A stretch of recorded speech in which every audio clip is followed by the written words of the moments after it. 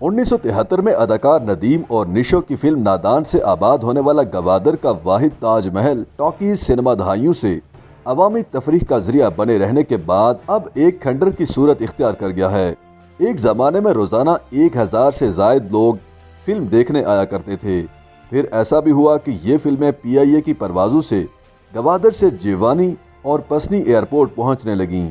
जब सड़कें बन गई तो बसों के जरिए भी फिल्में गवादर आने लगीं। 1976 में गवादर के टॉकीज सिनेमा में प्रोजेक्टर पर काम शुरू किया गया।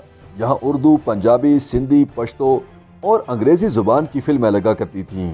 जब सिनेमा का हाल भर जाता तो इसका मतलब ये होता था कि अब हाउस फुल है, लेकिन अगर इसके बाद भी कोई आ जाता तो उसे वापस नहीं भेजा जाता था। प्रोजेक्टर रूम ऊपर था, अगर रश बढ़ जाता तो लोगों को ऊपर भी बैठा दिया जाता था। शुरू में फिल्म का टिकट 12 आने का था, जबकि सीटों का 2.5 रुपये और गैलरी का 5 रुपये होता था। फिर टिकट 10 रुपये का हो गया। उस दौर में फिल्म का कोई सीन या डायलॉग अच्छा लगता तो तमाशाइयों का सराहने का अंदाज भी अलग होता। स्क्रीन के बिल्कुल सामने बैठने वाले 5 पैसा, 10 पैसा और 8 आने फेंका करते थे। ये 1989 की बात है। पाकिस्तान की पहली साइंस फिक्शन फिल्म सरकटा इंसान जब गवादर में लगी तो सामने ग्राउंड में फुटबॉल मैच चल रहा था। वहां से भी खिलाड़ी सिनेमा में आ गए। ऐसे ऐसे लोग भी वो फिल्म देखने आए जिन्होंने फिल्म देखना छोड़ दी थी, क्योंकि उनके लिए ये एक नई बात थी कि आखिर ऐसा क्या है इस फिल्म में और क्यों इस फिल्म का नाम सरकटा इंसान है।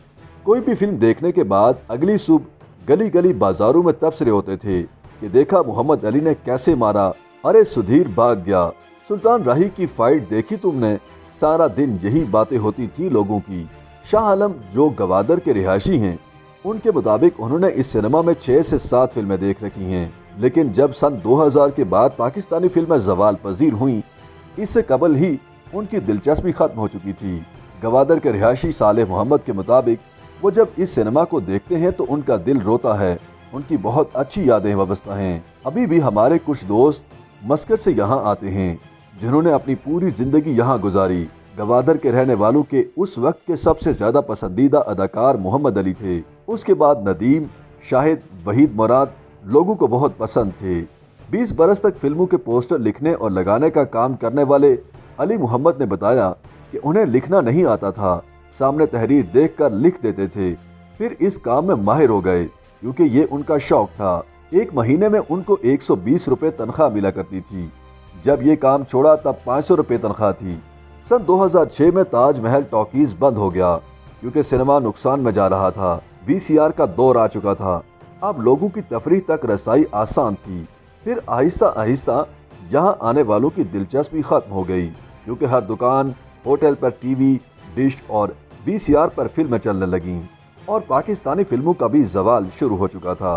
लिहाजा आहिस्ता आहिस्ता गवादर का वाहिद टॉकीज सिनेमा बंद